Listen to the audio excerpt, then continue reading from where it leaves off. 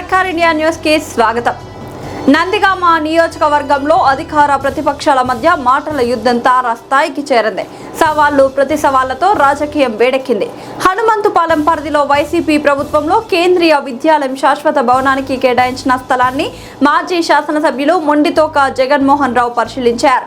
తదుపరి ఆయన మాట్లాడుతూ, మేము అధికారంలో ఉండగా కేంద్రీయ విద్యాలయం భవనానికి కేటాయించిన అదే స్థలాన్ని నేడు మీరు ఆయుష్ ఆసుపత్రి నిర్మాణానికి ఏ విధంగా కేటాయిస్తారని మొండితోక ప్రశ్నించారు. మాపై ఆరోపణలు కాదు, మున్సిపల్ ఆఫీసులోనైనా గాంధీ సెంటర్లోనైనా చర్చకు రండి అంటూ మొండితోక సవాల్ విసిరారు. వెన్నుపోటు పాలనకు సంబంధించి నందిగామలో జరిగినటువంటి కేంద్రీయ విద్యాలయం కానీ హాస్పిటల్ మీద కానీ మేము మాట్లాడినప్పుడు స్థానిక ప్రజాప్రతినిధి చెప్పింది ఏంటంటే, 1 సెంటు స్థలమైనా మీరు స్కూల్కి చూపించారా, కేటాయించారా, లేనప్పుడు మీరు ఎలా చెబుతారు అని ఆవిడ మాట్లాడారు.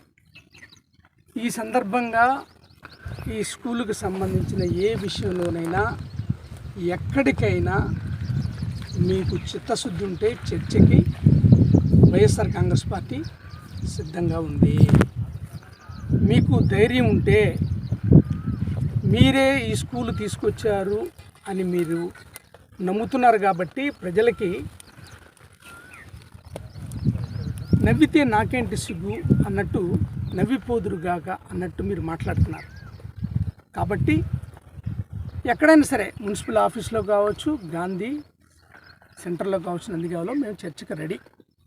మీరు కోరుకున్న విధంగా మీరు చెప్పారు కదా 1 సెంటు కూడా చూపించలేదని, ఇదిగో మేము లెవెల్ చేసింది ఇది. కేంద్రీయ విద్యాలయం కోసం మేము లెవెల్ చేసింది.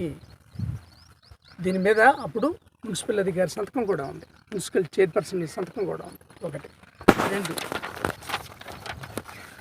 5 ఎకరాల 30 సెంట్లు ఎక్కడ కేటాయించాం, ఎలా కేటాయించాం అనే దానికి ఇది. ఈ రికార్డులన్నీ మీ మున్సిపాలిటీలో ఉన్నాయి, ఇవన్నీ కూడా ఉన్నాయి. అలాగే దీనికి అప్రోచ్ రోడ్డు కావాలి.